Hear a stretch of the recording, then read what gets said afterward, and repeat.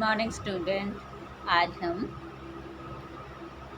इस क्लास में पढ़ेंगे संतुलित आहार की योजना बनाने में आधारभूत खाद्य वर्गों का उपयोग। यानी किस प्रकार से हम हमारे खाद्य वर्ग में कौन कौन सी चीज़ों को शामिल करते हैं, जैसे अनाज है, दाल है, दूध, मांस, फल है, सब्जियां, वसा या शर्करा, ऐसे कई खाद्य चीज़ें होती हैं जिन्हें हम अपने भोजन में शामिल करते हैं और इनका एक अलग से एक ग्रुप बना हुआ होता है।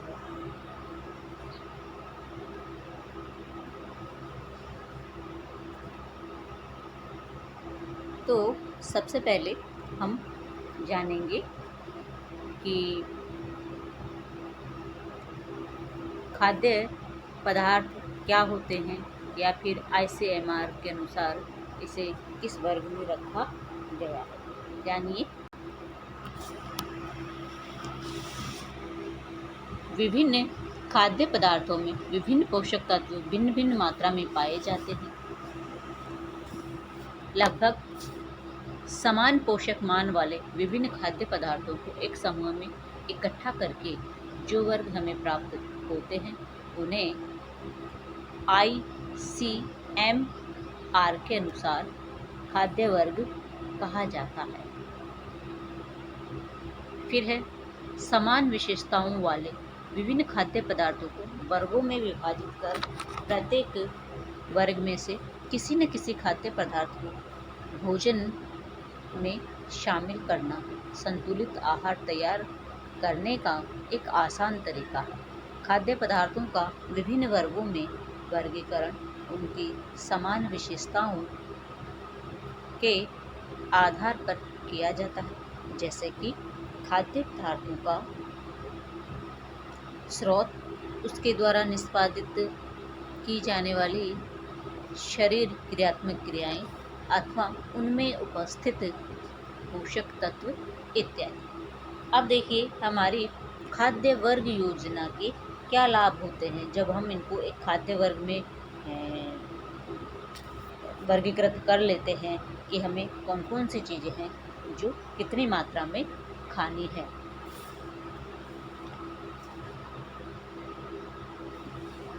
खाद्य समूह का उनमें पाए जाने वाले पोषक तत्वों के आधार पर वर्गीकरण करने से सभी प्रकार के पोषक तत्वों की पूर्ति हो जाती है। यदि हम पहले से डिसाइड कर लें और हम एक आहार तालिका हमारी तैयार कर लें कि हमें या हमारे शरीर को कितनी आवश्यकता है, किस पोषक तत्व की कितनी आवश्यकता है, उसकी हम एक योजना तैयार कर लेते हैं, तो उससे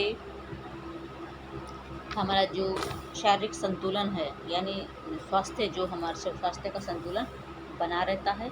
हमें ऐसी कई प्रकार की जो बीमारियां हो जाती है किसी न किसी पोषक तत्व की वजह से, वो हमें नहीं होगी यदि हम एक आहार तालिका अपने तैयार कर लेते हैं। प्रत्येक समूह में से कोई ना कोई खाद्य पदार्थ लेने से भोजन में विविधता बनी रहती है। देखिए, एक प्रकार का भोजन खाते हैं तो हम ऊब जाते हैं, इसलिए हमें हमारे भोजन को विभिन्न वर्गों में विभाजित कर लेना चाहिए, चेंज करके हमें खाना चाहिए, उससे हमारा टेस्ट भी बना रहेगा। फिर है प्रत्येक खाद्य समूह में कम से कम एक खाद्य पदार्थ का चयन करने से संतुलित आहार योजना आसानी से तैयार की जा सकती है। तो कम से कम खाद्य पदार्थ भी हम लेते थे तो हमारा जो भोजन है वो एक संतुलित आहार तैयार हो जाता है, जो हमारे लिए अच्छा होता है, हमारे शरीर के लिए अच्छा होता है।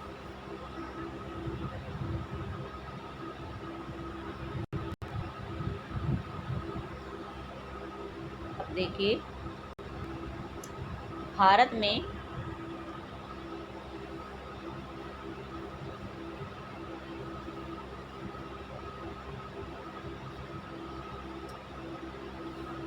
पांच खाद्य वर्ग समूहों का उपयोग किया जाता है। इन खाद्य वर्गों का वर्गीकरण करते समय खाद्य पदार्थों की उपलब्धता, लागत, भोजन पद्धति और पोषक तत्वों की कमी से होने वाले प्रचलित रोगों आदि कारकों को ध्यान में रखकर किया गया है। प्रत्येक वर्ग में सम्मिलित सभी खाद्य पदार्थों में पोषक तत्वों की मात्रा एक बराबर नहीं होती है, इसलिए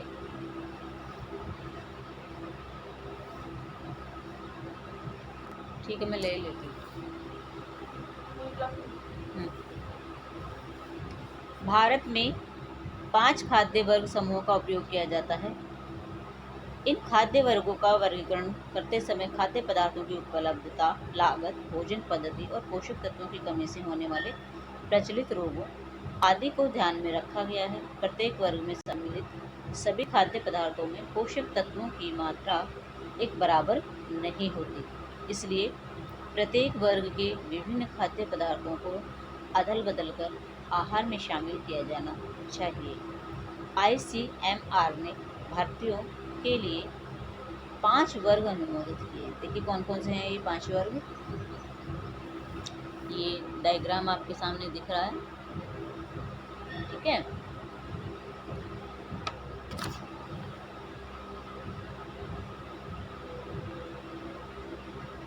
फर्स्ट, अनाज, खाद्यान्न और उनके उत्पाद।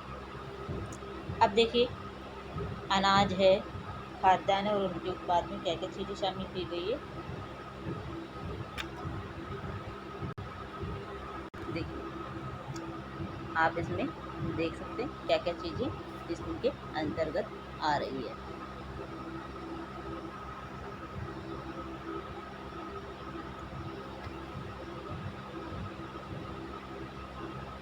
फिर है ए,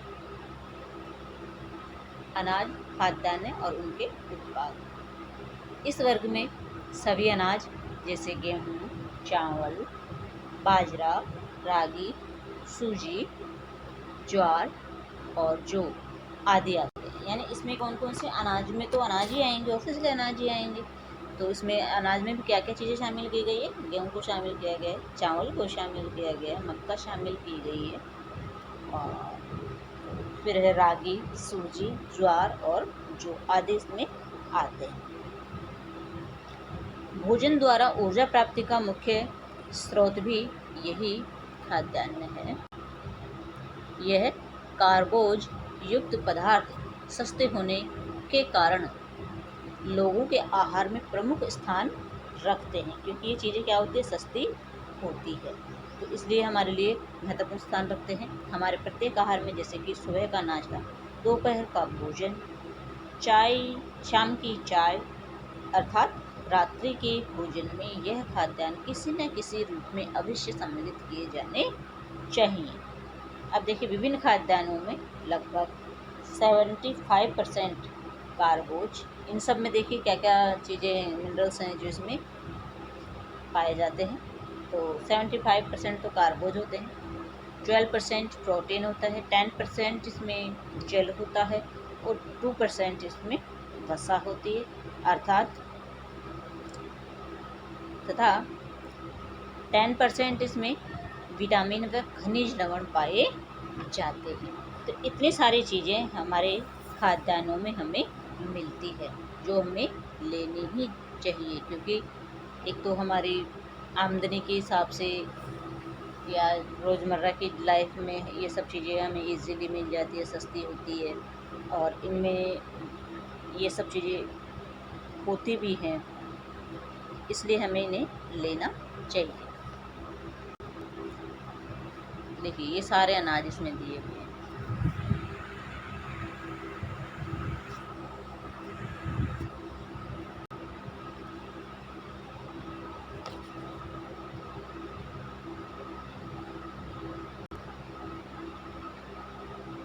गेहूँ, जौ, बाजरा, चावल, ये सारी चीज़ें इसमें दी हुई है, मक्का। उसके बाद है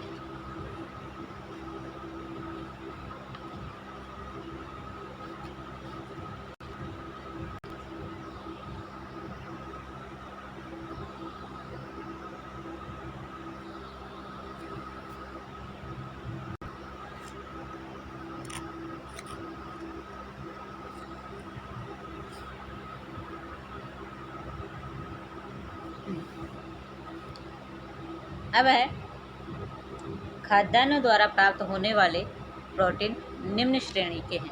खाद्यान्नों को डलने व पॉलिश करने से बी समूह के विटामिन नष्ट हो जाते हैं।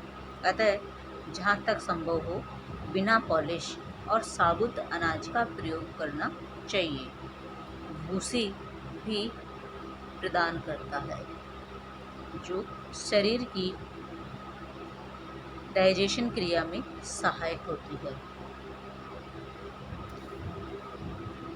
यानी कि जो हमारे खाद्य पदार्थ में जो ऊपर का जो होता है भूसी, जिसे हम छान करके निकाल देते हैं, लेकिन ये सब चीज़ें हमें ऐसा नहीं करना चाहिए। जो भूसी होती है वो भी हमारे शरीर की जो डाइजेशन क्रिया है उसमें सहायक होती है। इसलिए हमें जहाँ तक हो सके विदाउट पॉलिश के और साबुत जो होते हैं उन्हीं को पीस करके, और जो उसमें भूसा होता है उसे भी हमें खाना चाहिए। ये हमने जाना कि इन खाद्य अनाज और खाद्य और उनके उत्पाद, यानी अनाज और अनाज से बने हुए प्रोडक्ट। अब है हमारे कंदमूल। क्या चीज़ें हैं? कंदमूल। अब कंदमूल हम किस प्रकार से काम में लेते हैं? जैसे कि कुछ कंदमूल आलू, कचालू, शकरकंदी, टैपियोका तथा जिमीकंद स्टार्च युक्त पदार्थ है। इनमें क्या पाया जाता है? स्टार्च पाया जाता है। इनमें कार्बोज की मात्रा अधिक होने के कारण यह कुछ समय के लिए खाद्यान्न का स्थान ले सकते हैं। यानी इसके जो कंदमूल जो होते हैं इनमें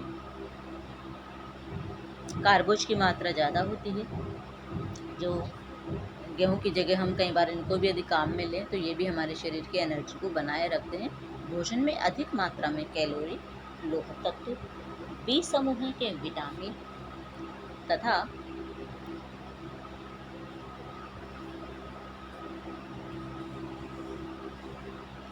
रेशा इसी वर्ग से प्राप्त होते हैं।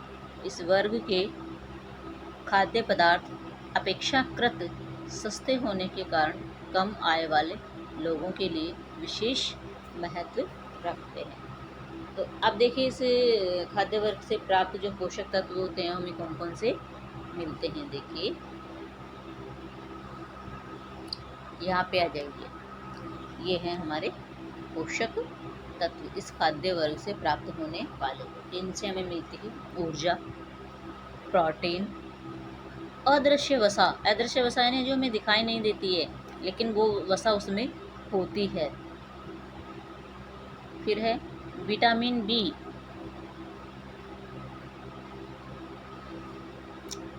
फिर है फोलिक अम्ल हमें इससे मिलता है, कैल्शियम मिलता है, लोह तत्व हमें इनसे मिलते हैं तथा रेशा भी इनसे हमें मिलता है।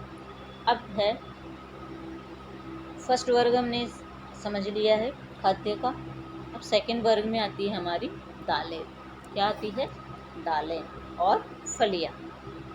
इस वर्ग के अंतर्गत सभी प्रकार की दालें जैसे मूंग, मसूर, अरहर, चना, उड़द, राजमा, मोठ, काबुली चने तथा सोयाबीन इत्यादि सम्मिलित किए जाते हैं। अधिकांश भारतीय शाकाहारी अर्थात निर्धन और मध्यम वर्गीय होते हैं। ऐसे में प्रोटीन प्राप्ति के लिए वह दालों पर ही निर्भर रहते हैं।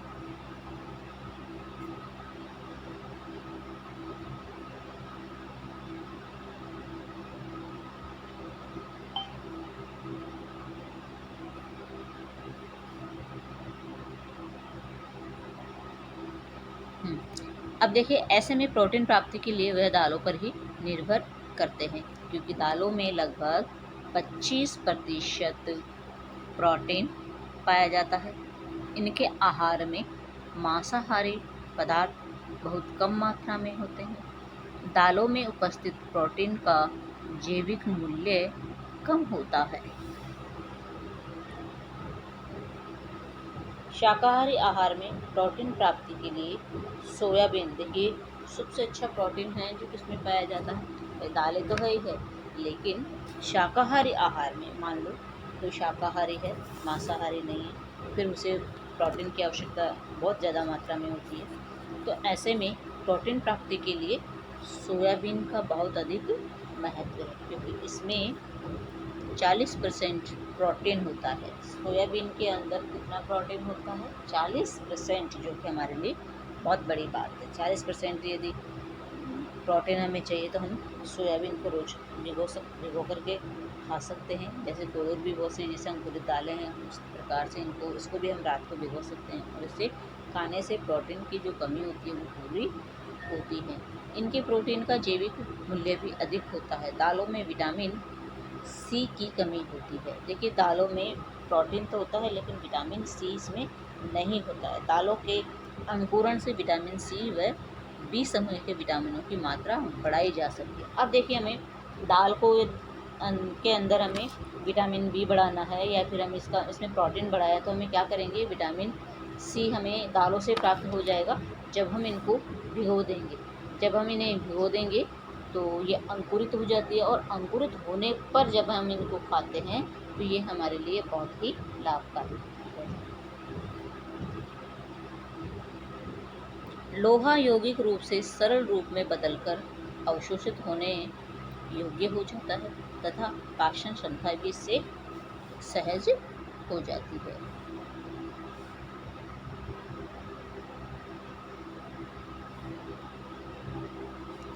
फिर है गिरियां और तेल के बीज। तेल के बीजों में वसा और प्रोटीन की प्रचुर मात्रा होती है।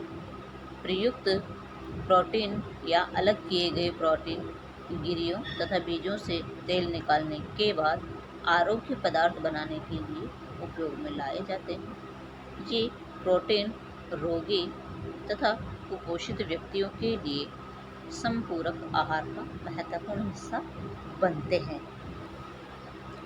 यह वर्ग शारीरिक कोशिकाओं की मरम्मत तथा वृद्धि के लिए शाकाहारी लोगों को प्रोटीन उपलब्ध कराने का सस्ता स्रोत है।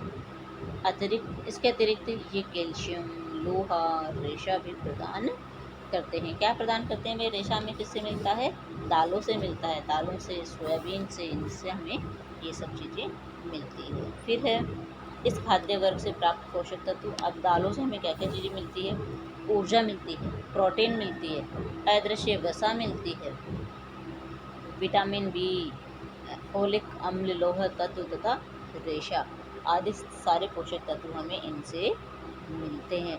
इसलिए हमें ज़्यादा से ज़्यादा मात्रा में दालों का सेवन करना चाहिए।